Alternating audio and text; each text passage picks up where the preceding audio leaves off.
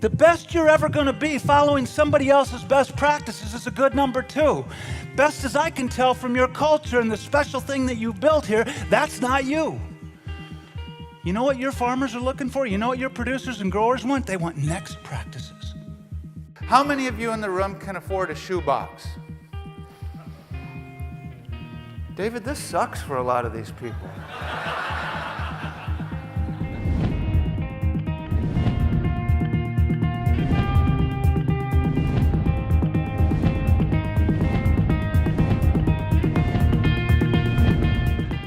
We have built in the Giants organization, in the post-Barry Bonds era, we have built a spirit of chemistry in this organization that is incredibly special.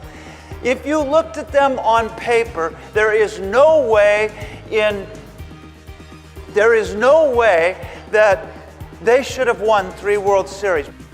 Pretty soon, Paul, embedded in the porcelain of your toilet is going to be a keypad. You know what that means, Paul? You're going to have to log on to your own potty, man. It was a vision. It was visionary thinking that drew a throng of 250,000 people to the steps of the Lincoln Memorial Monument to hear a man talk about his vision with heartfelt passion and poetic eloquence. It was a visionary that put his sports car in a rocket that launched twice the weight of any rocket that's ever been launched, and that thing is now in space. And 2 of the boosters that launched that rocket were landed vertically back on the ground. And his vision is that you and I someday might have a society. We might be talking about PFA on Mars.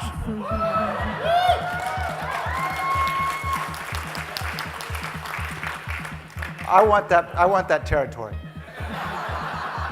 Right here, buddy. Me, okay? All right. How about if we recruit people who don't suck the life and energy out of people who have taken the time to build an incredibly special, one-of-a-kind, category of one, unique kind of business?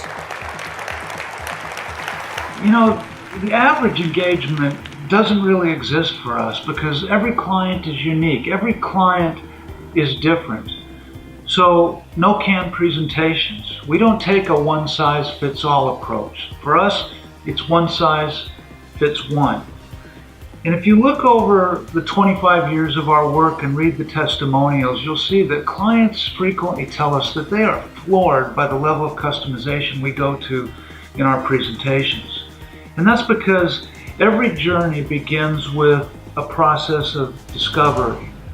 Once you book a speech with me, I take a deep dive into your business and into your industry. I want to know how you do what you do. I want to know how you go to market. I want to know how your clients experience what you do. And I want to know how your employees experience your culture and your leadership. Please understand this. Somebody, somewhere, right now, in your space, is building a new blend of nutrient, a new type of fertilizer, a new technology, a new business model, a new process that is designed to kick your butt.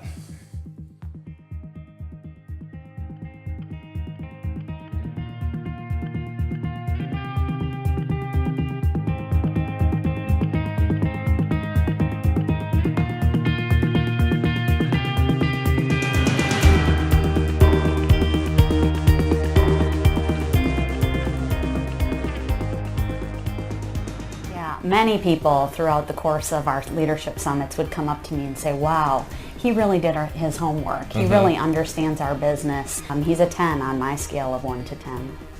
I totally agree. And if there's something higher than a 10, I would give it. And they could have acted like victims. Because the fact is, they were victims. A player made a stupid choice that infected the rest of the entire team. Right? And so let's be candid here this morning. Sometimes we are victims of the bad choices that others make. Would you agree with that? But I want to tell you something here this morning. Every one of us in this room has a choice of whether or not we're going to be victimized. And what happened with this team is they said, you know what, Milky's gone. We can't do anything about that. That was a bad choice.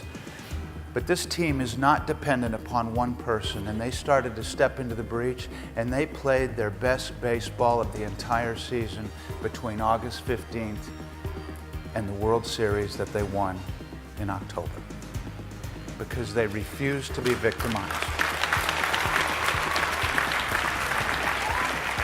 You know, some of you would never, ever let me talk to your children or your spouses the way that you talk to yourself.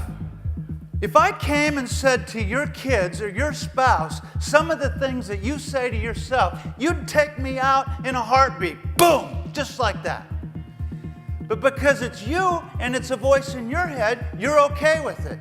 You're not okay with it, you're in pain over it, but you sort of accept it. Guys, I want to tell you, if you're going to refuse to play small, you got to become a hell of a good defense attorney and say, you know what, I hear you, but I'm not playing. We're all going to die someday, right? But it's not dying that scares us, it's dying with a sense of insignificance. It's seeing death lurk over the horizon, marching its way to our doorstep, and we look back over our lives and we're asking the question, did it count? Did it matter? Did I put a mark in the world?